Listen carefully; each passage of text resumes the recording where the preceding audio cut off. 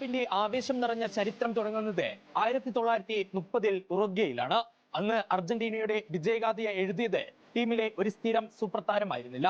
അപ്രതീക്ഷിതമായി മൈതാനത്തെത്തുകയും വെടിയുണ്ട പായുന്ന വേഗത്തിൽ എതിർ പോസ്റ്റിലേക്ക് ഗോളുകൾ അടിച്ചുകൂട്ടുകയും ചെയ്ത ഒരു അത്ഭുത മനുഷ്യനായിരുന്നു ഗിയോമോ സ്റ്റാബിലെ.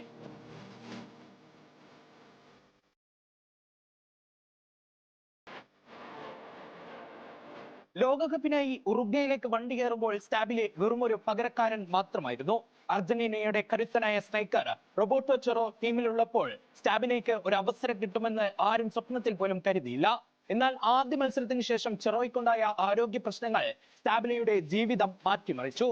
മെക്സിക്കോയ്ക്കെതിരായ മത്സരത്തിൽ ആദ്യമായി അർജന്റീനയുടെ ജേഴ്സി അണിഞ്ഞ സ്റ്റാബിലെ രചിച്ചത് സമാനതകളില്ലാത്ത വീരേതിഹാസം. അരങ്ങേറ്റ മത്സരത്തിൽ തന്നെ ലോകകപ്പ് ചരിത്രം കണ്ണഞ്ചിപ്പിക്കുന്ന വേഗതയായിരുന്നു സ്റ്റാബിലയുടെ പ്രധാന ആയുധം.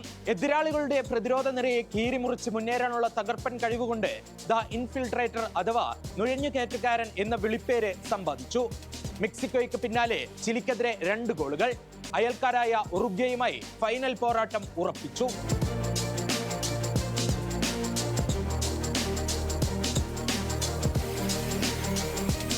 മോണ്ടെവീഡിയോയിലെ സെന്റിനാരിയോ സ്റ്റേഡിയത്തിൽ നിറഞ്ഞു കവിഞ്ഞ 10,000ങ്ങളെ സാക്ഷി നിർത്തിയായിരുന്നു ഫൈനൽ. സ്റ്റാബിലെ എന്ന പോരാളി തല ഉയർത്തിയായിരുന്നു മൈതാനം വിട്ടത്.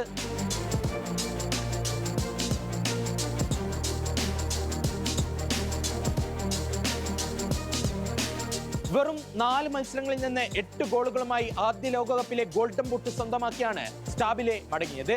അതിശയകരമായ കാര്യം എന്തെന്നാൽ സ്റ്റാബിലെ തന്റെ രാജ്യത്തിനായി കളിച്ച ഏക ടൂർണമെന്റും ഇതായിരുന്നു. പിന്നീട് അർജന്റീനയുടെ പരിശീലകനായി എത്തിയ ഗിയോമോ ടീമിന് 6 ലാറ്റിൻ അമേരിക്കൻ കിരീടങ്ങൾ നേടിക്കൊടുത്ത് തന്റെ ഇതിഹാസ പദവി ഊട്ടിയുറപ്പിച്ചു. ഭാഗ്യം കൊണ്ട് ടീമിലെത്തുകയും പിന്നീട് ലോകം കളിക്കീഴിലാക്കുകയും ചെയ്ത ഗിയോമോ സ്റ്റാബിലയുടെ കഥ ഇന്നും ഫുട്ബോൾ പ്രേമികളുടെ നെഞ്ചിലെ ആവേശക്കനലാണ്.